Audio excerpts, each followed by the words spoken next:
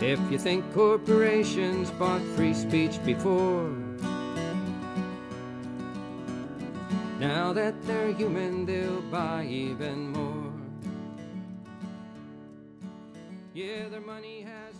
Welcome to the Alliance for Democracy's The Populist Dialogues. This cable access program is part of our effort to create a true democracy. Our guest today is Meghan Moyer, campaign manager for No on Measure 90. So welcome to the show, Meghan. Thank you so much for having me. Great. So let's start with, first of all, Measure 90 is a measure that will be on the ballot in November of this year here in Oregon. And so tell us what Measure 90 is. Sure. Measure 90 is an initiative that Oregonians may find familiar. It was on the ballot in 2008, and it is back again. It did not pass in 2008. It actually failed by a 66 to 34% margin, and it failed in every county.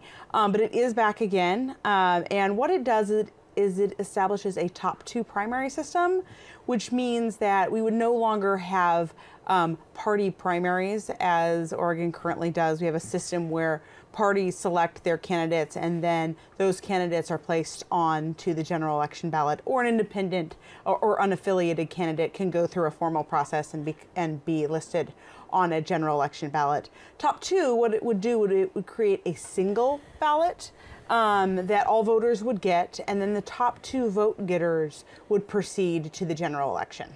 So all of the Democrats and Republicans and minor party candidates would all be on this single ballot? Yes. Okay. And what's the motivation for doing that? Well, I think that's... Let me ask you this. What's the official proponents' Sure. Understanding of why they're doing this? What the proponents claim is their motivation. I look forward to talking about that because I'm not really sure that is the motivation, but what is the motivation that they're claiming is that top two primaries result in greater voter participation. It's a way for non-affiliated or third-party members to feel like they have choice. So people that are not registered with the Democrats or the Republicans. Correct. Okay. They also claim that it will help somehow eliminate some of this partisan gridlock we're seeing.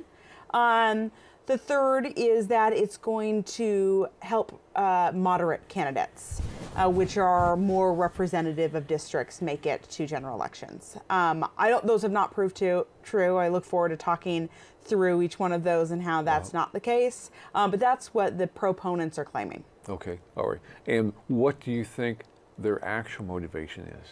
You know, I am the kind of person, when I look at candidates or I look at issues, I look at who's behind it. And that often tells me a lot about where it's coming from.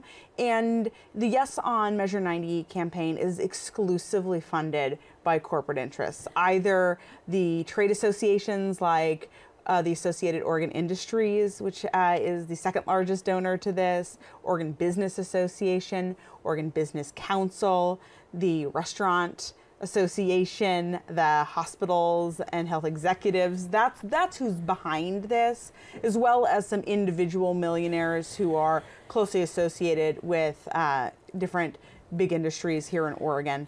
And I think, you know, one looks at that type of a coalition and would have to make an assumption that they feel that this is in their interest. Something about the structure of a top two primary they view as beneficial. I think where a lot of it comes from is that one thing that is definitely true, that is both played out in California and Washington and other states that have adopted top two primary, is that campaigns become more expensive. And well-funded candidates fare well in a top two system, and I think that this group of interests could see that as beneficial to them. Oh, okay. So this based on that, this might be characterized as the Measure 90 to ensure that the 1% maintain control? Yeah, I like to say when I try to explain this to people, I say this is election reform brought to you by the backers of Citizens United. Oh, that's kind of my way of framing who it is who's trying to rewrite our election law. Okay, right, yeah. And so you mentioned some specific donors. Do you have the figures I do. I have some of the top figures. Yeah, why don't you just tell us what some of those are? Sure. Just to give you a flavor of who the big backers are of the Yes on 90 campaign. Recently, the Yes campaign got a $60,000 contribution from the Oregon Association of Hospitals and Health Administrators, which is the industry, the hospital industry. A $50,000 contribution from Oregon Associated Industries, which represents corporations here in Oregon. They've gotten $25,000 contribution from Oregon Restaurant and Lodging Association. That's hotels and restaurants. They've gotten $25,000 from the Standard, which is an insurance company. They've gotten $25,000 from Ron Tonkin Management. That's a car dealership. They've gotten $20,000 from Donald Tyson, which is a cable TV executive. They've gotten $15,000 from Greg Goodman, a parking and real estate exec. $10,000 from Henry Ritz, who is Oregon title insurance exec. So that's who we're seeing as the backers of the Yes on 90 campaign. Okay. All right, good. And I really wanted to go through that list because I think it's illustrative of number one is that this is not a reform that has a broad grassroots clamor for it. This is being promoted by the business interest to be conservative in my description. Right, okay. So you said that officially there were three motivations for doing this, and would you just go through those again? Sure. And talk about why those have not actually panned out in California and Washington that have top two elections now? Sure. I think the first one that they speak a lot about, and we're seeing in some of their advertising, is this idea of people aren't being able to participate. There's about 650,000 unaffiliated voters here in Oregon, and they have no choice. And Top 2 allows for greater choice and greater participation, and that's simply not been the case in both Washington and California. What is true nationally is that primary voter participation is declining. It's declining in Oregon, it's declining in Washington, it's declining in California, it's declining in every state. But since since Washington went to Top 2 primary, they have seen their voter participation drop. It was actually slightly on the increase before instating Top 2. It's now on the decrease. California has had two primary elections since enacting Top 2. The first one they had, which is in 2012, had the second lowest primary participation in their history. This past spring, they had their second, and it had the lowest at 25% voter participation in the primary. So this claim that it's going to bring people back to primaries who've currently felt disenfranchised and it'll be good for democracy, it just simply isn't true. That it doesn't change. And what we do know about primary voters, and I think the backers know about primary voters are not very representative of the general election vote. Just an example here in Oregon, people over the age of 60 only make up less than 30% of Oregon's population, and yet they represent 58% of primary voters. On the reverse, voters under the age of 40 make up almost 40% of the population and yet make up only 13% of primary voters. So primary voters in Oregon and in other states tend to be whiter, richer, much less diverse, and much more conservative. Okay, all right. So we'll check that one off as not being true. Okay, and what the other two? Sure. The second one that is often brought up is that this is somehow going to end this partisan gridlock. That if we go to Top 2, we'll have candidates who aren't controlled by party bosses and somehow are going to be more collaborative or maybe hold less extreme views. And what's interesting is a study that was done out of USC took a look at California's experience with Top 2 and saw, does this actually create a more moderate or less partisan candidate? And what their study found was that it absolutely did not. In fact, that the experience California had in its first and second top two primaries was that slightly more partisan candidates got through. That might be associated with some redistricting and some other things, but it certainly didn't have a moderating effect.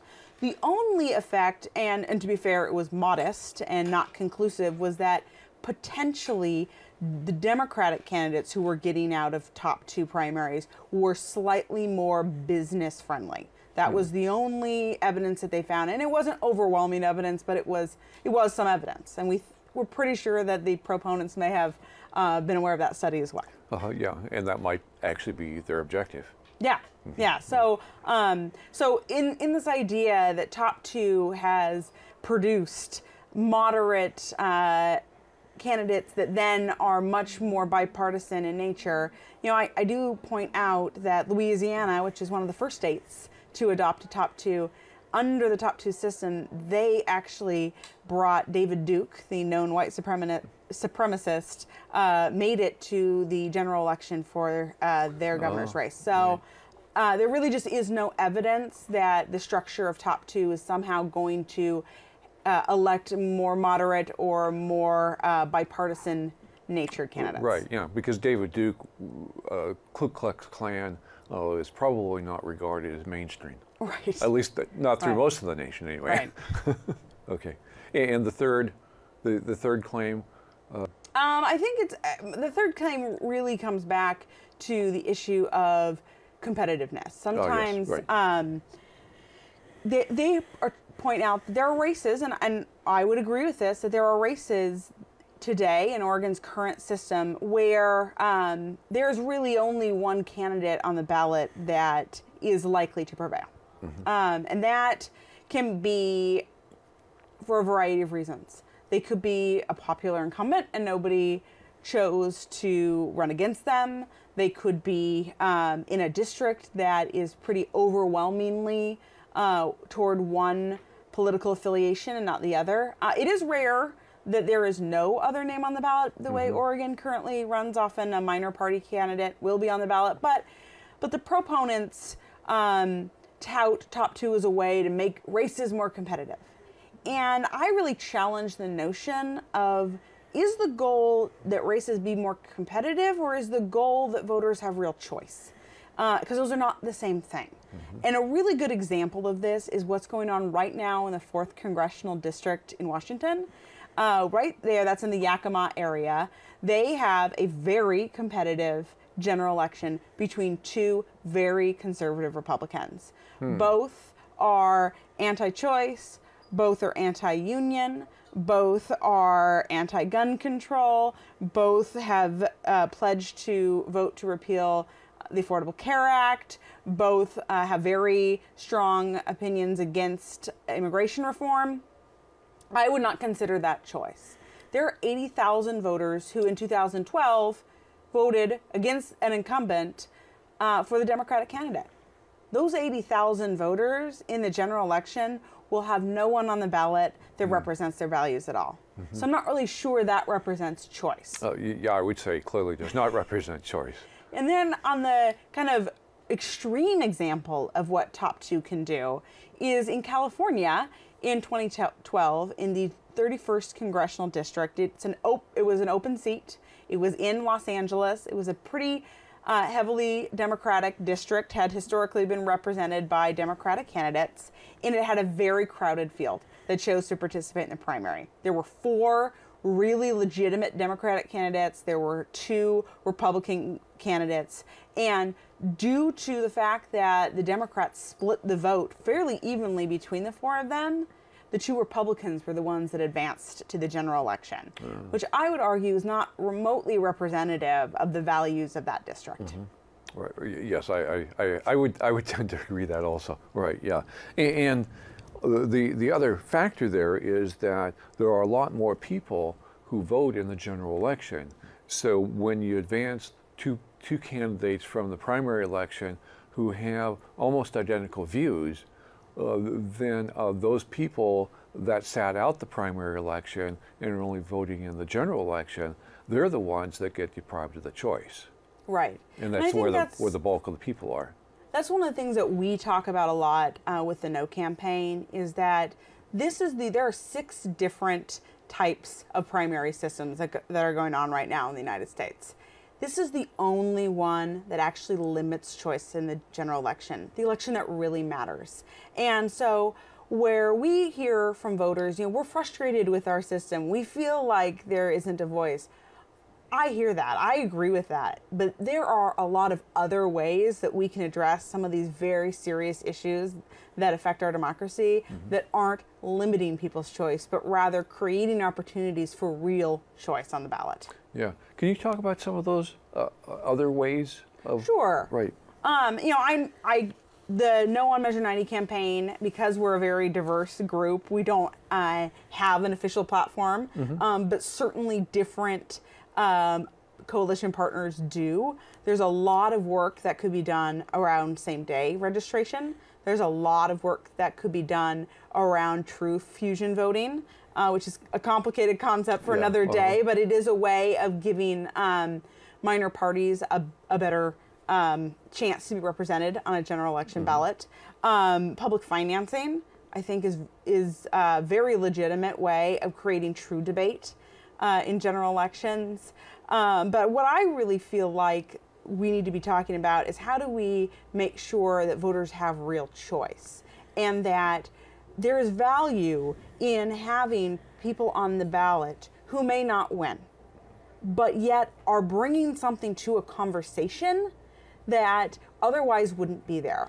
There are many minor parties who have done excellent work on bringing forth candidates who have been able to change the debate. And in a top 2 system, they're virtually eliminated from the ability to do that. And I really think that's why you'll see minor parties have come out so strongly against Measure 90, is because they view it to be vital that they get to put forward their own candidates, and that those candidates are represented in the general election and get to be at the debates and get to drive topics that otherwise wouldn't be talked about. I look back from personal interest, and I look at the fact that marriage equality was an issue that was championed by minor parties well before it took on more of a general population interest. And I see the value in having topics be brought into the debate that maybe the major parties aren't willing to discuss. Right. Yeah, I'm really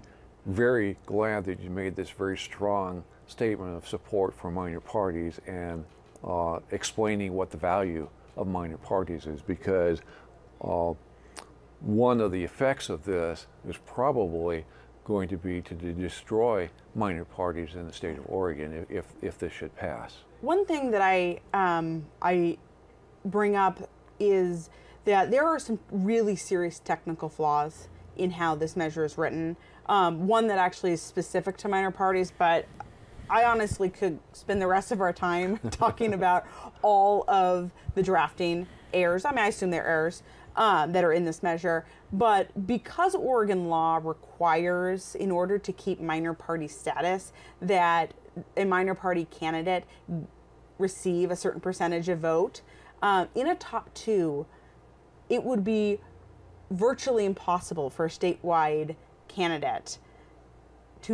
because what we've seen in Washington and California is when you have a candidate, either multiple candidates from a major party or a candidate from each major party, we cannot find a single example of when a minor party candidate made the top 2, which means that it is highly unlikely that for statewide offices, a minor party candidate will be represented, which then in turn threatens that minor party's status. Right. And so this is a real threat to minor parties, and I think they're doing an excellent job talking to their members about that. But I think people should know that this is actually going to silence minor parties. Another one of the flaws that I think really is something that we should be thinking about is that in Oregon we have law that says in nonpartisan statewide elections that if you get 50% plus 1 of the vote, there is no general election. That's what the law says. The measure says that unless otherwise specified, the rules for these top 2 primaries, which become nonpartisan, will follow nonpartisan statewide elections, which means in many races, you will have the decision actually decided in the general election. In the primary election, there will be no general election at all. And that would mean then I, as a voter, would not be able to write in a candidate. Correct. Okay. There is no provision for writing candidates. So another consequence. Yes. Right, okay. All right, great. So tell us about some of the organizations which have endorsed the no on Measure 90. We are really proud of the coalition that we brought together. It's very diverse. It represents a splattering, actually, of the political spectrum, not just parties, but in organizations. We've got groups that you may recognize, like the Democratic Party of Oregon, the Republican Party of Oregon, the Progressive Party of Oregon, the Green Party of Oregon, the Libertarian Party. So we have the parties represented, but also going across the political spectrum. Yeah, and major and minor, which I think is important to point out. But we've also got groups like the Asian Pacific Network of Oregon. We've got PACUN. We've got AFL-CIO. We've got Oregon Education Association. We've got the Nurses Association. We've got Alliance for Democracy. We've got actually several good election reform and good government groups on the list. And the thing we also have is a nice variety of individuals. We have a strong group of faith leaders who have endorsed. We also have elected officials, anything from people who might be described as fairly partisan in their nature. We have Kenneth Thatcher. We've got Representative Peter Buckley, but we also have moderates like Representative Vic Gilliam from Silverton and Val Hoyle from Junction City. So it's not. It's a broad spectrum. We have Labor Commissioner Brad Avakian is opposed to this because his concern for the interests of working people. And so it's a coalition that kind of defies your normal group. We've got Planned Parenthood and we've got Oregon Right to Life. Yeah. But I do think the one thing that binds the no campaign is this belief that our elections should be open to ideas and should be available to the people, and a real fear of losing that in a system that would be so heavily influenced by special interest money. Great. Meghan, thank you very much for joining us today. Thank you. Good.